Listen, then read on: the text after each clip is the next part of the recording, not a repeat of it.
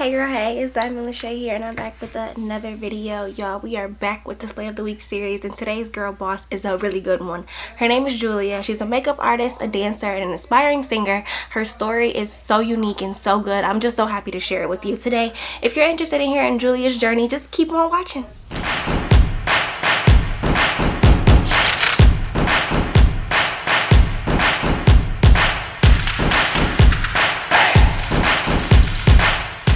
We got Julia here.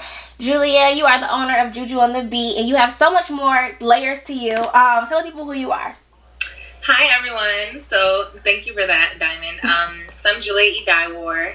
I am originally from Lagos, Nigeria. Oh, nice. Came to America when I was 4 years old. Graduated from University of Georgia last year with a degree in computer science. Okay.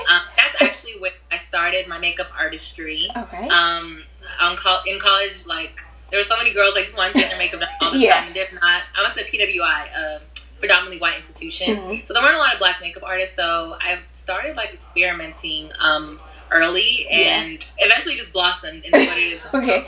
And I recently restarted my business in Dallas. So yeah, that's just a little bit about me. Nice. So you've been around makeup a lot of portion of your life because your sister was a makeup artist. Do you think she's the reason for your love of makeup, or what was it that just attracted you to cosmetics? Yeah, I think that honestly, I don't even like art. I'm terrible at drawing and painting. So I think the reason why I like makeup so much is because I realized that I'm good at it. At a young age, I think I started wearing makeup when I was 11. I remember just playing with my mom's makeup. And of course, at 11, not that many girls were wearing makeup, but I thought I looked pretty good. And I remember 8th grade, I was the only girl who drew on my eyebrows. But then soon after that, everyone started doing it. And so I felt this is something that I'm kind of good at. Maybe I should just, experiment it more. So ever since then, I just love the way it makes me feel. I love the process of turning into kind of somebody new. You can literally decide who you want to be that day. Exactly. Makeup look. Yes. So that's really what started. And then, of course, my sister's being into makeup helped a lot, too. So yeah, I just blossomed from there. You said you started when you were at UGA, and then when you moved to Dallas, you rebranded. Was your name always Juju on the Beat, and how did you come up with that? Yeah, it was. So, how did I come up with it? I was the song. Yeah. And I'm wait, Juju on the Beat, and then of course, people beat in their face. People always say, "Oh, your face is so beat." So I was okay, let me just make a play with that nickname and just use the song. And literally, the pun just worked perfectly. Okay. And so, yeah, and I also love music. I love to sing and I love to dance. So it also kind of speaks to that side of me as well. So I just thought it was perfect to just combine all of it. Okay. I definitely get it. I feel sometimes you hear something and it's oh, this is it. And you're the only person who really gets it and turns it into something. So I completely, I think you turned the song, even though it wasn't meant anything towards makeup, you turned it into something that is great. Yeah, thank you. No problem. What is the hardest part about, I know, being a makeup artist or being just in service industry? It's hard to actually get clients because it's kind of a saturated market. What was the hardest part for you? I think the hardest part for me was just figuring out how to brand myself. Okay. Because I think that that's definitely not an untapped market, but that's something that people are really leveraging nowadays, especially with social media. Definitely. And so I started reading a lot on okay, and social media and what makes people engage with what they engage with. So I knew that I could do makeup. I feel I could make up pretty well. So I'm just okay, there's a lot of people who know how to do makeup. What differentiates me from those people? Okay. So I think the hardest part was just trying to figure out, okay, what is my why? What makes me different? Why would somebody want to choose me over another girl who could do makeup? And it's same pricing, same area. So I think that was definitely the hardest part, figuring out how to properly brand myself and translate who I am and my passions into the business and making people attracted to that. Okay, definitely. So if y'all don't follow her on Instagram, I don't know what y'all doing. Girl next door, and your content, your level of content is just on another level. I think somebody brought you to my attention. I was already following you, but you had did the freakum dress video. And it was it took off. The spiritual world had it. Everybody had this video. And it was from being a viewer, you're okay, this is a cute video. But from seeing content creation, you understand the process that came in with just creating such a it was like the transitions. It was just so good. So is it hard to come up with different content ideas, or is it just like whatever comes to your mind? So, well, given with like the Freakum dress, so that was actually, shout out to Leonie Joyce, at Leonie Joyce, follow her on Instagram. I saw her do it, and I was like, this is amazing. Like, let me just and switch it up. But I'm like, oh, I don't have that many outfits, so I just figured out like how to make it. Yes. And so like I get inspired a lot by a lot of different people. And I love Beyonce. So first of all, I'm always anything Beyonce to do. That's like my number one. Anything Beyonce. Exactly, yeah. So like I get inspired by Beyonce and then like other content creators, and then really just like figuring out like what I like to do. Like I like to do a lot of like natural looks, but also color. So like I try to switch it up a little bit and just try to show that versatility, because you know, of course you want to have that your niche, but I feel like I like so many different things. So I don't know, really I just get everything from everywhere, and I try to figure out how to make it cohesive enough to really reflect what I like and what's important to me. Yeah, definitely. Okay, so like I said earlier, her Instagram is Girl Next Door. What or who is the Girl Next Door to you? So the Girl Next Dior is actually, so it's like a play on words. So Dior, you know, like the fashion brand. Yeah. So like the Girl Next Dior, like I did like a play on words. Okay, I get you. I think, you know, this is a great question. Nobody's ever asked me this. I would definitely say like the Girl Next Door, like, you know, this common phrase, just a common girl, like similar to you. She's the girl next door, and I feel like I'm definitely that person. Like you know, you may think, oh, she has all this makeup, oh, she's so fabulous and stuff like that. Like, but that's not me at all. Like, I'm really the most goofiest person. Like, I'm super weird. I love SpongeBob. Yeah. I love like anime and other things. So I don't know. I just feel like I don't want to say average, because nobody is average. Definitely. Everybody's beautiful and wonderfully made. So I don't want to say average, but I like to say that I feel like I'm very relatable in a sense. Yeah. My weirdness. So that's why I feel like the Girl Next Door, it speaks to that side of me, and then I make the twist Dior, so it's kind of like a little chic, average, but like next level Dior. Yes. It's like high brand. So I feel like that play on where it's like just totally encompasses like my personality. Yes, I love it. It's so different. Like, oh, okay. Another thing that you do on IG is I love that you infuse your religion. I know with social media right now, some people get bashed for trying to force it on people. I even know with me, when I started doing my devotionals daily, it was like, okay, I don't want to be like I'm trying to force it on people. I just want to give a little hint, because it's God is who I am. It's like it's everything. So it's like I can't have a social media that doesn't reflect Him. What was the process of you to share your religion on Instagram, or did it just come naturally? I think it definitely just comes naturally. And me and my cousin were actually talking about this, because sometimes she feels like, you know, it's kind of hard to just like put it out there. But I feel like once you get to like a level with God, like you reach that level in your relationship with God, like it's like, you know, if something good is happening to you, like you don't want to shout it like out the mountaintops, like this just happened, like this is great. And that's how I feel about God. Like literally He changes my life every day. He centers me. He reminds me who I am. He's always there for me. And so it's hard not to talk about something that's so big in your life. Like me. So that's why I say it's coming naturally, because like literally like He's like the light and joy of my life. So like naturally, like I would want to talk about that. Yeah. And then also love, the reason why I put on social media is because I just love inspiring other people to seek God, because I feel like so many things are forever changing. Like if you go viral 1 week, okay, the next week like you could be in a different place. Like it doesn't matter. Or you have money one day, the next day like you're bankrupt. So many things are changing, but God is literally, He's never going to change. He's the same yesterday, today, and forever. Yes. And I want to spread joy to other people. So it just comes naturally, and you know, it brings me joy to see other people see God. So I think that's definitely it. Yes, I love that. Keep it up. I know Thank you, when I first started putting up my devotional, somebody was like, well, why do you have to put it up every day? And I'm like, honestly, like if I'm not the account for you, you can always unfollow me. Like it's definitely a lot of people ask me like, how do you put it up? And I'm just like, I mean, you just put up your religion. Like it's not like I know some accounts are like God only, like if you don't love God, it's like you're not bashing people for not showing their religion, but it's just you organically, it's like it's my everyday routine, so it's not hurting my account. It's like I'm not doing this for the gram, I'm doing this for myself. I'm just showing you that I'm doing it. I 100% feel feel that. And I feel like that sometimes too. I'm like, am I doing a little bit too much? Like, yeah. Because I'm sure like not all the people who follow me are like Christians. So Yes. But I don't know. I feel like you should never dim your light for anybody. Like you should. That is a word. Yeah. Do not dim your light for anybody. Yes. So yeah, I feel that 100%. Yes. So let's get into it. Aside from makeup, you are an amazing dancer. You like your oh my gosh, Jesus, choreography is like on another level. You can tell like you're an entertainer, you're a performer, like you have the whole persona. And I also learned that you want to be a singer. Why singing? Were you always into music, or did it just come when you got older?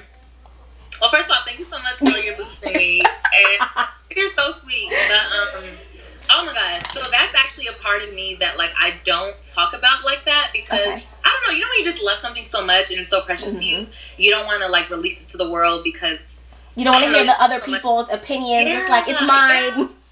Exactly, and so. Singing has always been such a huge part of my life, and of course, ties back to Beyonce. Like just like so many amazing artists like her, growing up, like and discovering that like I could sing at an early age. I don't know. I just imagine myself like on a stage, and it makes me just go crazy. I love dance and singing because it makes me feel like Beyonce. Yes. And it allows me to express myself. Singing is literally like my therapy. Whenever I'm in a bad mood and I'll sing my heart out, like I instantly feel better. Yes. So now I'm trying. Be more open about that with the world. So a lot of people, when they think of me, dancing, makeup, I'm trying to, mix singing a little bit, but, it's still so precious to me. So I'm like, but I love it so much. Music is everything. Yes. Share that with us. We want to see it. We love the videos of the dancing. We love the makeup. We want that part of you too. Thank you. No problem. What is the hardest part about like sharing the singing aspect of your life besides it being so precious to you? Like, I feel like it's like something so precious to you, and like if you put it out in the world, you put it out. It's open to criticism. Yes. It's open to opinion, and I feel like that's something that like I don't want to say hid, but that's something that like only like my close friends and family knew about for so long. Yeah. People are just gonna be like, where did this come from? I don't know. So I feel like that's why I'm just like, should I even like put it out there? I don't know, because I don't want people to be like, okay, this is weird, and like it might even sound good, but lately I've been on a path of affirmation and making sure that you are who you want to be. You are what you think, and so I can't. The people who are great, they believe they were great long before they were ever great. So like even if I don't believe something right now, like I'm gonna speak it into existence. I'm going to train my brain to think whether I believe it or not. I'm gonna train my brain. Yes. And so, yeah. Besides your great and creative uniqueness on your content, you share so much vulnerability and transparency and confidence throughout your Instagram feed. What advice do you have to someone to infuse who they are into Instagram? Because I know sometimes you just want to highlight the good stuff. You don't want to really share who you are. So you do such a great, you share yourself so great on Instagram. How do you do that without giving too much of yourself to social media? I think definitely boundaries. Like you have to be honest with yourself and your intentions about why you're doing what you're doing. Okay. So let's say maybe somebody is being vulnerable because, I think people might like this, or in a certain way. Obviously, like that's not going to help grow you. That's not going to help you become who you need to be. Right. And so for me, like I always ask myself, whenever I'm sharing something, I'm like, okay, why am I doing this? Am I doing this because I want pity? Am I doing this because I want to inspire other people? And so I always ask myself that. And if the latter is like, I want to inspire other people, then of course I'm going to share it, even though it's a little bit uncomfortable. Like that, my story can help somebody else. And I know so many other people's stories that have helped me. So I'm like, I want to be the change that I want to see in the world. So many people, they try to craft like a perfect life on Instagram, and not even intentionally, honestly. Like a lot of us do it unintentionally, but it's important to remind people that as many highs as you can have, there's so many lows. I remember reading this article about a Princeton professor who was super, super, like, had so many accolades. Okay. He literally wrote an article listing every single failure that he had. So you would be so surprised because he's literally so up top. He's a Princeton professor. Yes. You wouldn't really think of his failures, but it's the tip of the iceberg. Like, there's all that underneath, and that helps mold you into who you are. So there's no point in hiding that. Yeah. So I just always I always make sure to check my intentions between why I'm sharing something and, making sure that at the end of the day, it goes back to my why. And my why is always, always inspiring Black women to fully express themselves and fully, just be welcome into the world in every single aspect. And I want to be the change that I want to see in the world. So that's why, I make sure to share, but also set those boundaries to make sure I'm true to myself. Yes, that was so good. Thank you. I know sometimes it can be hard, especially being in your 20s. It's hard to find your why or find your voice or to tell your story. What advice do you have to someone who may be 20, 21 and doesn't know her why? She has no idea of what her voice she has. How can you discover that? I will say just do a lot of self-reflection. Okay. My diary is literally my best friend. Okay. Sometimes it's hard to talk to other people about everything in your life because, you always have their opinions, weighing on you. And sometimes it can be a good thing, of course. Yeah. But you always want to, you want to be your best company, your biggest company at all the times. Because at the end of the day, you only have you. Right. And have your support system. But being comfortable with yourself is so important. And so I think for me, what works is just learning how to be comfortable with myself, reading about myself. I read this book called Boundaries last year. Right now I'm reading this book called What to Say When You Talk to Yourself. I write in my diary things that I'm thinking. I always think about what I'm thinking about, And so I think that in doing all of that, it's the small things. In doing that each and every single day, not checking into social media all the time, like setting boundaries even on social media, again, just being true with yourself and discovering yourself, discovering your wants, your needs, by reflecting, learning, and then journaling. I feel like that would definitely, it's not going to happen as soon as possible. But down the line, you're eventually it's going to come to you. Yeah. And of course, praying and read the Bible, because that is eternal wisdom that will take you till the end of your life. So yes, that is so true, you guys, especially during this quarantine time. If you didn't do nothing else, I hope you took some time to just get to know you. I feel like every year I learn new things about myself every day. Literally, it's like some people have that fear of being alone or that fear of getting to know themselves. So when you really can dive deep and journal and really get into who you are, because you're changing, you have to check on yourself. If nobody else checks on you, you have to check on yourself. So good. So once you discover your why, which you did, how do you infuse it into what you do? Like the same way you can infuse your why into your social media, into your makeup, into your singing, how can we infuse our why into our everyday lives, everyday job? How can we do that? I think that, again, it just goes back to always knowing your intentions, always knowing, just keeping in touch with your why in every single thing you do. So in the Bible, it talks about, putting God first and having God infused into your life in every single aspect. So of course, that goes with God, but also goes with your why in everything you do, in the conversations you have, in the jobs that you take, and any other endeavors that you choose to do. Always asking yourself and always going back to, why am I doing this? Asking yourself your true intentions, and then asking, are the things that I'm doing making me more aligned with my purpose? Because I firmly believe that if something isn't growing, then it's dying. So if you're doing something that isn't growing you, then I don't want to say it's killing you, but it's killing you. It is. In a philosophical sense. You know? So just always making sure, being very intentional with who you let in your life, what you choose to do, setting boundaries with people or things that are not serving you. And just being very intentional. I think that's just it. Being intentional, and being intentional goes with, having that why. So literally just write it out. And then think about every single person or every single thing you're doing in your life. Is this bringing me closer to my purpose? And if it's not, then maybe it's time to check in with yourself, and figure out, what can you do to change that and to help grow yourself. That's what works for me. Yes, that is so good.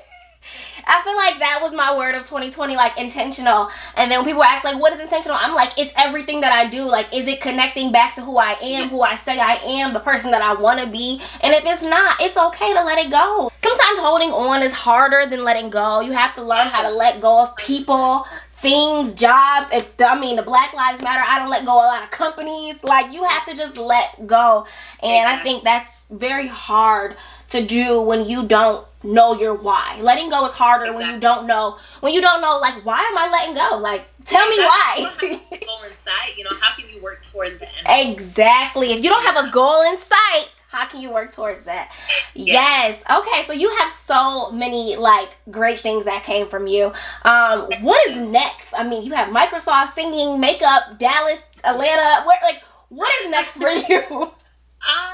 What is next? I think what's next, honestly, is just continuing to learn more about myself and learn more about God, because I feel like, I don't like to say, oh, these are my next plans, because at the end of the day, God can change anything. Just yes. and we know, because obviously, who could have expected a pandemic would happen this year? Yes. So I think that just building my foundation, like, when you think of a house, you're building a house, you have to build it on a solid foundation. Otherwise, let's say if a storm comes, your house is gone. But if you build it on a very solid foundation, no matter what comes, that house can't be knocked down. So I want to say what's next is just continuing to build that foundation, my spiritual foundation, my emotional, mental, financial, all of those foundations, because I know that, and then connecting with God and asking Him, because I know that whatever will come, I literally can't be deterred, and I won't be, because I have a solid foundation in Jesus Christ. So that's what's next. Continue to build that foundation. Build that foundation. We are rooting for you. Like you said earlier, you moved to the U.S. when you were younger, and then you moved around a couple times. What is the best place that you've lived in? And how has all the places that you've lived shaped the woman that you are today? Oh, I love that question. My best place that I lived in, definitely New York. Okay. I love New York so much. But I think that the places that I lived in have definitely shaped myself. Number one, Lagos, Nigeria. Yes. I went back for the first time ever since I moved in 2017. And it really just, going back really just humbled me and showed me that, the things important in life are people. Yeah. And are your family, your support system. And so that really just helped me. It just helped ground me in every single thing. Knowing why. It helped my why, knowing why I'm doing what I'm doing, because of my family who imagined that I could do so much more. My ancestors, my dad here, literally knowing nobody. He's, his 30s, and he built a life for us. So going back really just humbled me. In Atlanta, Georgia, same thing. Like it just reminds me of where I came from. All my teachers, like all of my past friends, my current friends, they really continue to ground me, center me, humble me, and just. Atlanta is just amazing because it's just home. Like, home is so important. Wherever you go, home, nothing feels like home. Yeah. And then New York, I love New York because I love throwing myself into new environments and just seeing how I do. And I did pretty good in New York. So I feel like being in New York makes me feel like I can conquer the world. And it just gives me that confidence.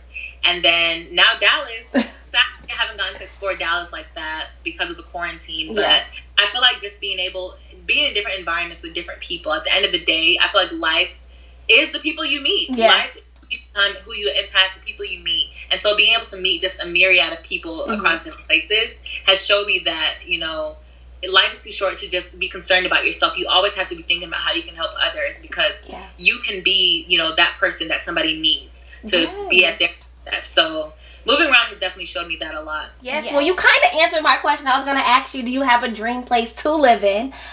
Since you said you love New York. Aside from New York, do you have a dream place that you would love to be in? Yeah, girl, Tokyo, Japan. Yes.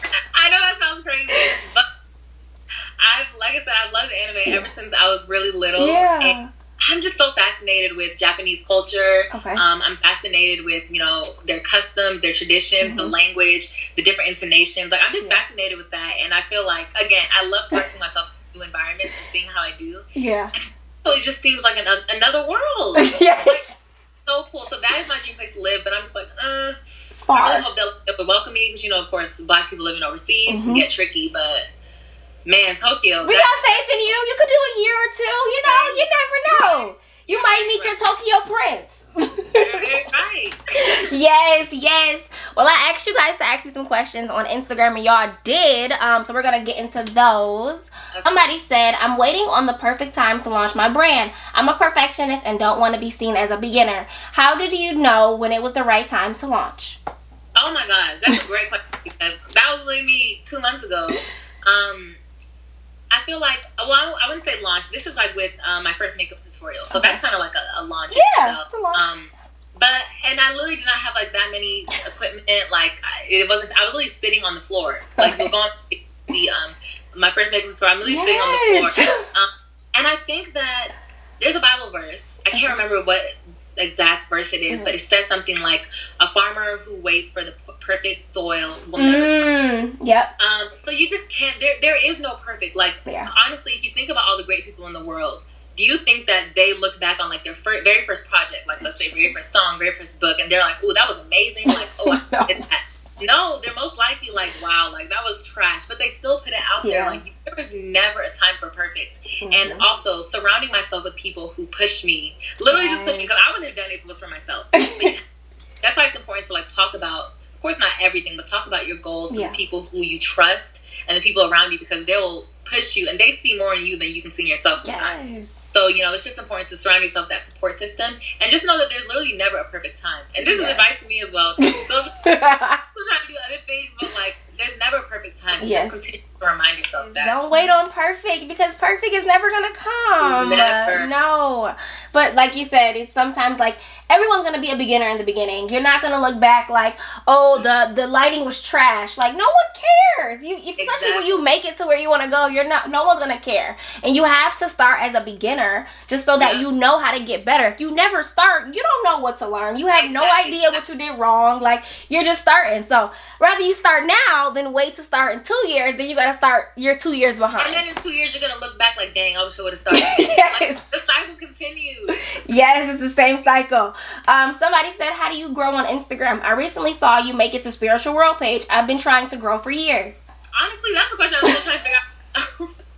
But I think it just goes back to just being authentic. Like, if you're posting like, "Ooh, let me post this. I hope it gets this many likes. Hope it gets this many comments." I feel like you're never going to be satisfied. And I really firmly believe that continuing to be consistent and really having that passion, people will see that passion. People will see that drive. People will see that authenticity.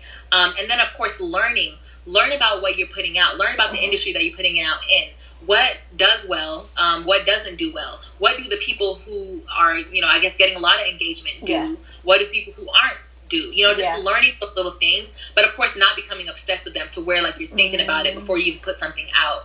So again, you have to put it out to learn why you're doing, like maybe you see a post and you're like, "Oh, that one did well." Study why that one did well, why it didn't. Watch YouTube videos. There's so many YouTube videos that are like, "Oh, how to grow my engagement" and stuff like that. Yeah. But as well as the spiritual world, I didn't know that was gonna happen. I really did not know. Yeah. Like, it goes back to, I was just doing what I love, just being authentic. I didn't know if it was gonna go viral. I didn't care if it did or not, but I'm glad that it did. But at the end of the day, that's not my goal. My goal is inspiring people, helping people, and I feel like if I keep on doing what I'm doing, it's gonna happen. Yes. So that's my advice. I hope that was helpful. That is, like, y'all can tell she never puts out content with the hopes of hopefully Shade Room sees me. Hopefully somebody sees me. It's like, I'm just doing what I love, and I trust in God that I know I'm gonna take off. Exactly. So it's like, I'm just gonna keep doing my work. I'm gonna keep laying these bricks. I don't know when my building's gonna be built, but I'm just keep laying these bricks, and then one day you'll look up and you'll see. Exactly. So you see, this is the product of you just putting your head down and doing the work just naturally and not forcing anything. So good. Somebody said, I love makeup, but my boyfriend hates it. Advice for compromising with him. Ooh, that's very interesting. So I am a firm believer in, again, being your authentic self and not changing for anyone. Yeah. And I feel like if your boyfriend hates makeup, but it's something that you love, that's a little bit questionable. Because the people that surround you, they should encourage you to be your best self. They should encourage you to do what you love, as long as it's not harming others. Yes, of course. They should encourage you to, become a better person of yourself each day. And I don't know where I would be if my friends didn't pour into me and give life, and my family pour into me and give life to me every single day. Yeah. So I don't know. Even if he hates, I hope that he's still supporting me. Yeah. That's something that you need to talk about, definitely, because I'm also a firm believer in talking about things, not hiding from difficult conversations. Yes. And never minimizing yourself for anybody. Always be true to yourself. Life is too short to minimize yourself for other people's comfort, even if it's your boyfriend. Certain things you just don't compromise on, especially if you love it. Like, if I love it, I can't. If I love something, I can't just compromise on it because I love it. Now, if it's something that I like, maybe we can compromise. But compromising isn't, I love it, he hates it, let's just not do it. And I think some guys can be controlling in that way, where it's like, you feel like you're changing yourself, and before you know it, you look up and you're a different woman. And then it's like, you guys break up, and you're like, I could have been this, and all because of a man. So no, definitely, like she said, I know sometimes, like you said, it can be hard to like, I don't want to, I don't want to stop, make something out of nothing. Like I don't want to start an argument, but if it's clearly every time we do your makeup and he's like, I don't like that, how can we work? Like we just can't work. Yes. Yes. Somebody said, how was your UGA experience and what did you major in? So I majored in computer science. And my UGA experience was amazing. Again, people are just so important everywhere. And I was blessed. I thank God every single day that He blessed me with amazing friends who supported me in everything, who were there for me through all the hard times. Yes. UGA was great. Like, of course, going to PWI, you're like, there's a lot of white people. Not saying that white people are bad, but like, it feels good to be around people who look like you. And it was like a small percentage of black people, but we call it Bugga. Yes. Black UGA. That community was huge at UGA. Okay. I don't want to say huge, but it seemed huge in a sense. You got a close knit. Yeah. So that was great. People say, I don't know why there's such a stigma with PWI, because I had a great time. Yes. I connected with so many black people. I learned about so many different types of people. It was amazing, and I'm grateful that I had amazing friends to be there with me through everything. Somebody said, who motivates you? Sometimes on social media, I can get discouraged. Oh, girl. Or boy. I don't know. Whatever you are, we're sorry. So, other than God, of course. Again, I talked about that a lot in the interview. Like, God, just... No, it's fine, yeah. Yeah, and just knowing His eternal... It really is eternal. Everything in the Bible, like, you can apply it to your life, like, today. Yes. So that, He motivates me, of course. And then Beyonce, on the other hand, also because... I don't know, her work ethic, like, is just immaculate. And it really just inspires me. I may not be the best at everything, but she said, there's a Beyonce quote. She says, I know I can't bet on a lot of things, but if there's one thing I can bet on myself. Yes. And I feel like you can't change anybody but yourself. You can't change your circumstances a lot of the times. Of course, like, terrible things happen to you, but you can change how you respond to it, how you react to it. And Beyonce, like, she literally uses all of the negative things, all of, crazy things happen in her life, and she fuels that to be a better person, be better at her craft. Like, she learns things that she doesn't know. She uses that and motivates her to just be a master. I remember in, like, a 2006 interview, I forgot who she was interviewing with, but this guy was like, how would you describe yourself? And she was like, as a legend. Yes. And he was like, oh, legend. And, like, he was like, what? Because this was before she got, like, really big. Yeah. And she was like, yeah, I think of myself as a legend. And, like, she thought of herself as that before she even became that. And I feel like that, I learned so many lessons from her. But again, like, I think her work ethic and just her talent and her commitment to just mastering her craft. She's naturally talented, but there's a difference between talent and hard work. A lot of people are talented, they're not putting the hard work, but she puts in both. And that really inspires me to do the same. I feel like Beyonce outdoes herself every performance. It's like she tops the last one. It's like you can tell she's in competition with herself. Like, she's in her own lane. She can zone in and just do it. Like, and that's a lesson in itself. Like, I'm not worried about anybody else in this race. I just want to be better than the last performance I had. And exactly, that is motivation right there. Somebody said best products for women, your complexion. Powders, highlights, bronzers, etc. Okay, powders, I would say I use a Sephora powder right now, and it's really good. I got it from Alyssa Ashley, and their shade range isn't amazing, but it's called the Sephora Micro Smooth Powder. I really like that powder. I think I heard foundation. Yep. Okay, foundation, definitely NARS, Pat McGrath, Lancome. Yeah, Lancome. Okay. And those, and Fenty Beauty. Yes. Those are my holy grails. Yes. But I use NARS the most. NARS and Fenty Beauty the most. And then I heard something else. Highlighters and bronzers. Okay, bronzers, Fenty Beauty, hands down. They have the bronzers. And then highlighter. Currently, I'm still on the search for a perfect highlighter. Okay. But right now I'm using Milk Makeup, their highlighter. Oh, nice. Laura Mercier is also really good. Not Laura Mercier, sorry. Laura Geller, Gilded Honey. That's a really good highlighter for dark-skinned women. And that's about it. Okay. I'm still on the hunt for a perfect highlighter. We're getting dark-skinned women. We're getting more products now. We have to be happy. We're getting that shade range. We are definitely getting better. So it's makeup for us out there now. Don't think it's no makeup for your complexion. It is makeup out there for us. Lastly, somebody said tips for landing my dream job. I graduated 2 years ago and nothing has opened up for me. So it's hard to answer that question without knowing what industry you're in. Okay. So if you're watching this, please DM me and I'll help But I'm gonna try to give generic advice. I think that definitely your resume is huge. So many people have resumes and they're not writing them how the recruiters are looking for. Yes. A lot of people put on the resume, let's say you work as a cashier at Burger King, and you'll put, helped customers order like things off the menu. You don't want to write something like that. You want to say, increase sales by 56% by aligning customers' interest with items on the menu to alleviate customers' concern. Like stuff like that. Like you want to put actionable things in your resume and of course tie that to the job. If the job says we're looking for passionate, motivated, hardworking people, you want to put things on your resume that show that, like you want to put worked with 500 students to start an organization to help blah, blah, blah, like stuff like that. Like you want to tie every single thing they put on a resume back to that. So of course your resume and then your network is so important. Reaching out on LinkedIn, like that is so important. Of course, don't reach out like, hi, my name is Julia, I'm trying to get a job. No, say, hi, my name is Julia. I saw your profile. I'm interested in when you interned with so-and-so, and I am curious about hearing more about blah, blah, blah. Do you have some time to 30 minutes that we could talk about blah, blah, blah. Like stuff like that. Like you want to reach out in a way to where they're interested in you by showing that you know a little bit about them and then also tying it back to your own interests. So I can't say too much. I can go on and on. Yes, that's good though.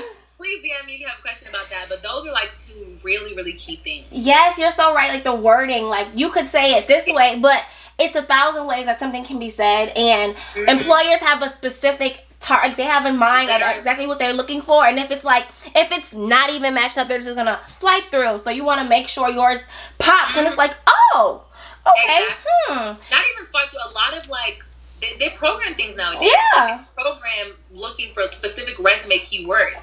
So it's crazy. Yes, so you really gotta be on it. yes. Okay. Well, we're gonna do a quick little rapid fire of this or that, and I'm gonna let you go. Coffee or tea? Tea. Morning or night? Night. Hip hop or R&B? R&B. Wealth or love? Love. Instagram or Facebook? Instagram. All right. You have any final thoughts for the people? I would just say, you are the only you. Like there will never be another you.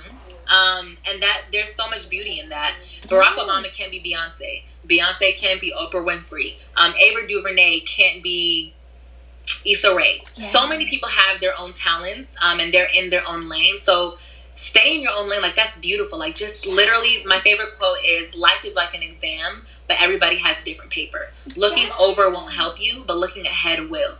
You can't judge yourself off of another person's ability. You can't judge a fish by the ability to climb a tree. You are uniquely you, and you are perfect in your own way. Don't try to be somebody else. Don't try to think that, I can't do this because I'm not that. You are whatever you think you are, and you're perfectly you. Like your passion and your path is destined for you. And don't ever compare yourself to others. I know it's easier said than done, but if you really know that everybody's on this earth for a different reason, it'll be so much easier. So those are my final thoughts. Yes, thank you so much for being here. I'm going to have all her information below. You guys make sure you go follow her makeup page and her personal page. We're looking forward to seeing your singing and more dancing videos. Keep killing the content game, and thank you so much for being with us here today. Thank you, Dymond. No problem. Have a good one, okay? You too. Bye-bye.